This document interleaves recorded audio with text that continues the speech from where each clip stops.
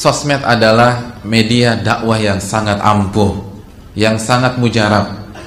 Dan pada kesempatan kali ini tidak lupa kita ucapkan jazakumullahu khairan wa jazakumullahu khairan bagi ikhwan-ikhwan, bapak-bapak, ibu-ibu dan akhwat-akhwat yang telah mendukung dakwah melalui sosmed yang mereka punya, di grup-grup mereka atau di Facebook mereka, di Twitter mereka dan lain sebagainya. Dan itulah salah satu fungsi dari sosmed, agar kita mendapatkan pahala dari Allah Subhanahu wa taala. Namun yang ingin saya tekankan, agar kita benar-benar dapat pahala dari dakwah kita di sosmed, bukan justru menjadi bumerang bagi kita. Ada beberapa rambu yang hendaknya kita tekankan. Yang pertama, selektiflah dalam memposting artikel dan selektiflah dalam memilih penulisnya. Jadi kalau kita ingin posting artikel atau ingin posting sebuah ceramah dari seorang ustadz, selektiflah, jangan asal-asalan.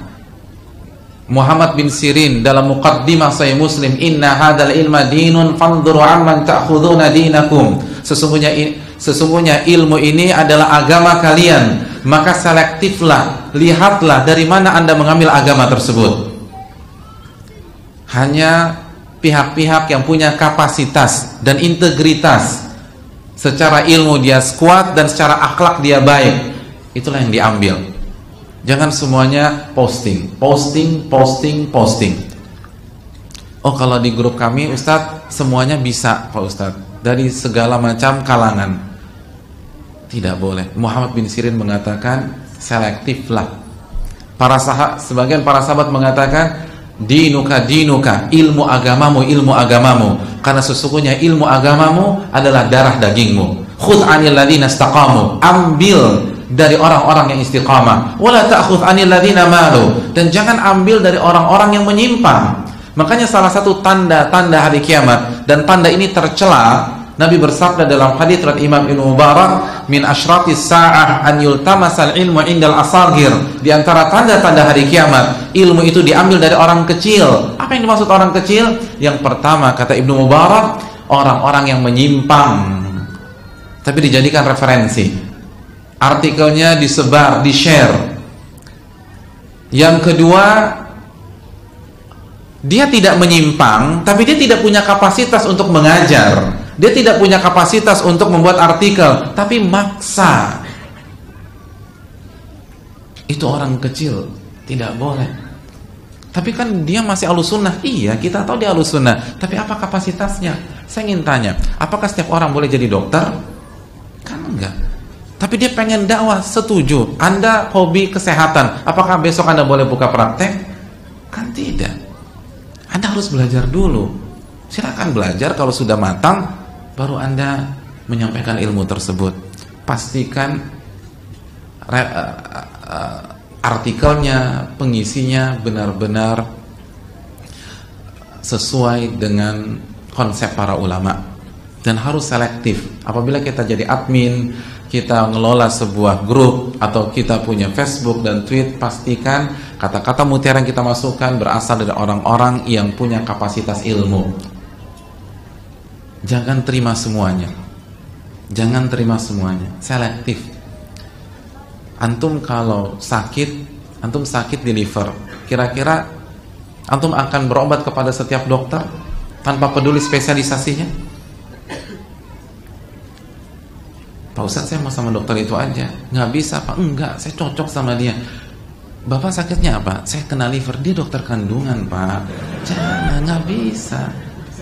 Dia nggak ngerti tentang, dia bukan faknya liver. Begitu juga kalau Anda cocok dengan gaya bicara seseorang, ya sudah, berteman aja dengan dia, tapi jangan dijadikan sebagai sumber ilmu, kecuali dia punya kapasitas. Ya nggak sih? Masa ini masalah akhirat loh. Ana ingin tanya sama antum ya, nasi uduk saja antum selektif atau asal-asalan? Itu nasi uduk loh, isinya nasi uduk, bawang goreng, sambal pecel, bakwan, itu aja kita selektif. Di sini aja enggak, itu nggak enak, yang situ tuh enak. Itu nasi uduk. Gorengan aja kita selektif, gorengan loh. Pecel aja selektif. Ini akhirat nggak selektif. Masalah kubur kita nggak selektif, mau terima dari semuanya. Selektiflah dalam masalah ini penting. Pastikan, Ustadz saya nggak tahu, tanya kepada ahli ilmu. Kata Al-Imam Nawawi, dan ini juga penjelasan Syekh Satri, salah satu pakar usul fikih yang ada pada saat ini. Kalau kita nggak tahu, tanya dan minta rekomendasi kepada ahli ilmu. Karena rekomendasi itu konsep para ulama. Imam Malik mengatakan, ma'aftaitu hatta syahida alayya annani syahida alayya sab'una aliman annani mu'ahlun lidzalik. Aku nggak berani mengisi kajian atau berfatwa sampai ada 70 ulama yang merekomendasikan saya pantas untuk mengisi kajian atau berfatwa. Itu Imam Malik. Minta rekomendasi dulu. Saya ini pantas nggak sih ini ngisi? Saya pantas nggak sih buat artikel? Imam Syafi'i nggak berani ngisi kajian di Masjidil Haram sampai dapat rekomendasi dari siapa? Mufti Mekah pada saat itu, Khalid Az-Zinji. Itu ulama minta rekomendasi. Orang awam tidak bisa menilai ustadz, sebagaimana pasien tidak bisa menilai diagnosa seorang dokter. Makanya kita butuh second opinion atau third opinion dalam dunia kesehatan, karena kita nggak bisa memilah-milih ini benar apa enggak. Begitu juga dengan orang awam. Orang awam bisa menilai retorika seorang ustadz, bisa menilai gaya tulisan seorang ustadz, tapi konten, validitas, benar atau tidak, itu bukan ranah orang awam. Saya ingin tanya, kalau ada ustadz mengatakan hadis ini dikeluarkan Ibnu Abi Syaibah dalam kitab Musannafnya, siapa yang bisa cek? Kita kan selama ini, oh ya ngangguk-ngangguk aja gitu kan. Siapa yang bisa cek? Musannaf Abi Syaibah, siapa yang punya buku tersebut?